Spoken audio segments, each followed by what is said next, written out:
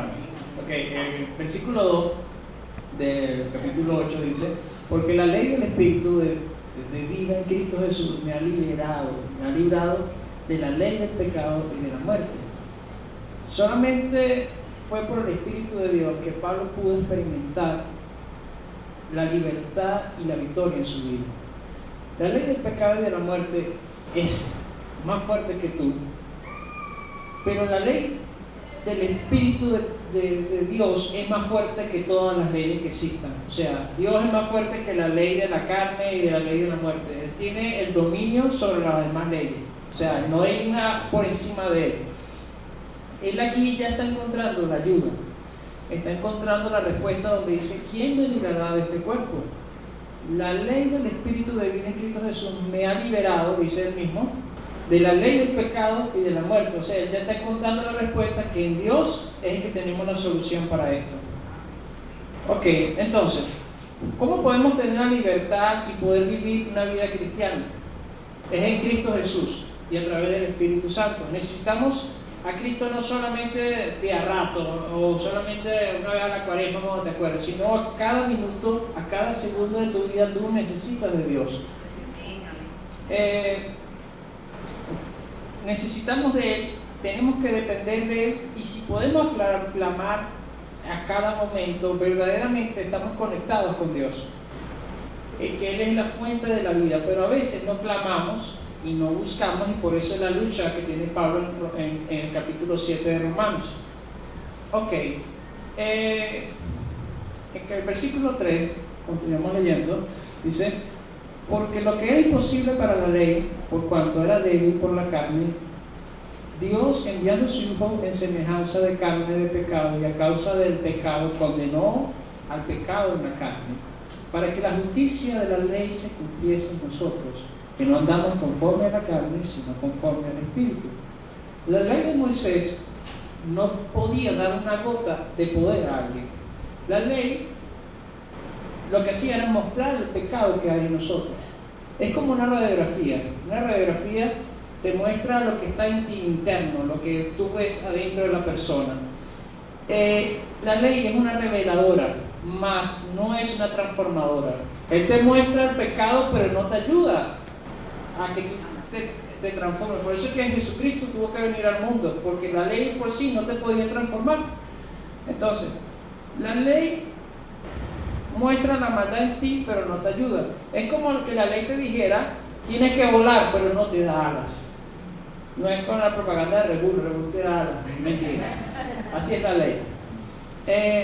Pero eso Dios envió a su Hijo Jesucristo. Él vino, murió por todos nuestros pecados para darnos el poder del Espíritu Santo y vivir una vida justa delante de Dios.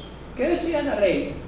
En Santiago 2, versículo 10 dice así: porque el que cumple con toda la ley pero falle en un solo punto, ya es culpable de haberla quebrantado toda. O sea, oye, así usted se matara cumpliendo toda la ley, y si te comía la luz en una, ya estabas condenado. Somos salvos por la gracia de Dios, pero ¿crees tú que por estar en gracia usted puede hacer lo que usted quiera? No, ¿verdad? La gracia es un poder divino para hacer lo que Dios quiere en nuestras vidas. En Romanos, seguimos leyendo 8:4, dice: para la que la justicia de la ley se cumpliese en nosotros, que no andamos conforme a la carne, sino conforme al Espíritu. O sea, no te da, la gracia no te da derecho para que tú llegues y comiences a hacerlo, a pecar deliberadamente, a hacer lo que tú quieras. No, tienes que vivir conforme al Espíritu, como lo dije antes, para no ser condenado. Ok. Dice 2 Corintios 5:17: de modo que si alguno está en Cristo, que nueva criatura es. Las cosas viejas pasaron, he aquí, todas son hechas nuevas. O sea, cuando usted aceptó a Cristo, Dios lanzó una raya, el pasado quedó atrás, y de aquí para acá ya todas las cosas son hechas nuevas. En Miqueas 7:19 dice: Él volverá a tener misericordia de nosotros, sepultará nuestras iniquidades y echará en lo profundo del mar todos nuestros pecados. Muchas veces el enemigo utiliza a veces a nuestra familia, a tu esposo, a tus allegados, que te dicen, ¿y tú eres evangélico? ¿Y de cuándo acá? Si tú eras esto, tú eras un borracho, un mentiroso, un estafador. Cristo murió por todas esas cosas, o sea, ya eso quedó atrás. No pienses en eso. A veces el diablo te dice, te pone a dudar, ¿será que soy salvo de verdad? Porque de verdad yo era malo antes, ¿vale? Yo antes era, bueno, pues lo peor de la sociedad. Pero Jesucristo murió por el peor pecador murió. Y decía, o sea que ya tú no tienes condenación, ya eso quedó atrás. No pienses en eso que tú hiciste atrás. Vive una vida viendo en victoria, viendo hacia adelante, no viendo lo que pasó en el pasado. ¿Cómo le pasó a la mujer que por voltear atrás, qué pasó? Se convirtió en una estatua de sal. Así mismo, muchas veces estamos caminando con Cristo y cuando yo bebía, ¿vale? Mire cómo esa ahora, no siente bailaba calidad, ¿vale? Ahora no puedo. Y muchas veces pensamos de esa manera. Entonces, ahora tienes el poder para vivir una vida justa. La ley no puede ayudarte, pero Cristo sí puede ayudarte. Amén. Por eso Él dio su vida por ti, para que tuvieras al Espíritu Santo. Y a través del Espíritu Santo, usted pudiese cumplir los justos requisitos de Dios. Le vuelvo a decir, tenemos que estar a cada momento conectados con Dios. Amén. Amén. La carne siempre va a querer controlarnos, siempre va a querer dominarnos como cristianos. Por eso luchamos contra la carne. El espíritu lucha contra la carne y la carne lucha contra el espíritu. Siempre va a haber ese roce, lo que estábamos hablando. En Gálatas 5, Pablo lo menciona cuando leemos ahorita, la lucha del espíritu y de la carne. Y quieres saber si estás en la carne o en el espíritu. Vamos a seguir leyendo Romanos. A partir de Romanos 8, versículo 5, dice, porque los que son de la carne piensan en cosas de la carne, pero los que son del Espíritu en las cosas del Espíritu. Porque el ocuparse de la carne es muerte, pero el ocuparse del Espíritu es vida y paz. Por cuanto los designios de la carne son enemistad contra Dios, porque no se sujetan a la ley de Dios ni tampoco pueden. Y los que viven según la carne no pueden agradar a Dios. Ahora, ¿qué quiere decir con los que andan en la carne? Son siempre los que andan pensando en las cosas de este mundo. Siempre están pensando en hacer lo malo. Siempre andan buscando qué carrizos hacen para ellos gozarse. Ya voy a tomar agua.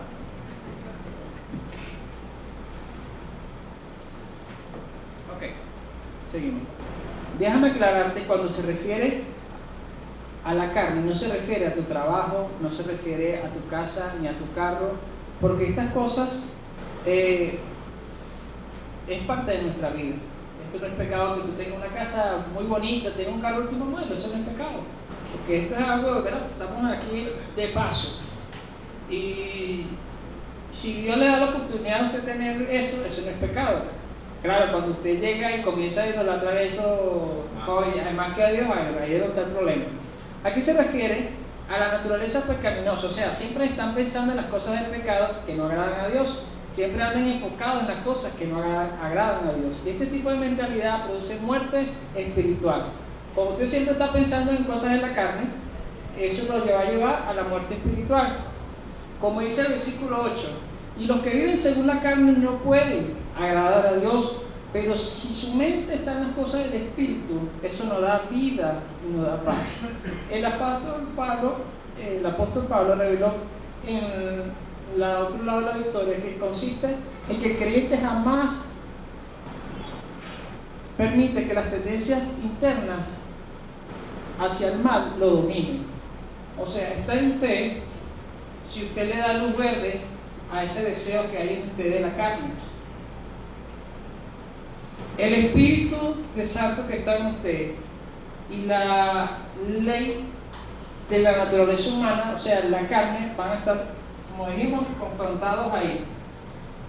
Está en usted si usted le da cabida al enemigo, si usted le da rienda suelta a la carne. Ok, Porque una cosa es que Dios conoce nuestra naturaleza humana y otra cosa es andar conforme a nuestra naturaleza. Ya no anda conforme a la carne, sabe que la parte carnal de su mente es hostil hacia Dios. Como lo expresó el Señor Jesús, lo que es nacido de la carne, carne es. ¿De dónde viene esta naturaleza humana? Si nos buscamos al principio de la Biblia, cuando Adán y Eva pecaron, ya para toda su descendencia, por eso que dice, por cuanto todos pecaron, están destituidos de la gloria de Dios. Así, no, el bebecito nació con pecado, porque ese pecado viene de allá del huerto del Edén.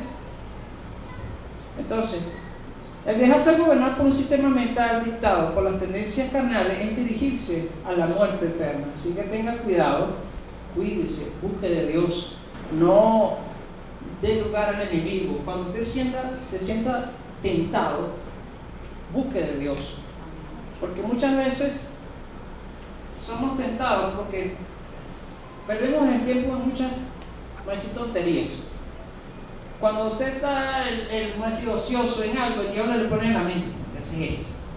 Anda ya, mira, agárrate esto para ti, nadie te va a ver.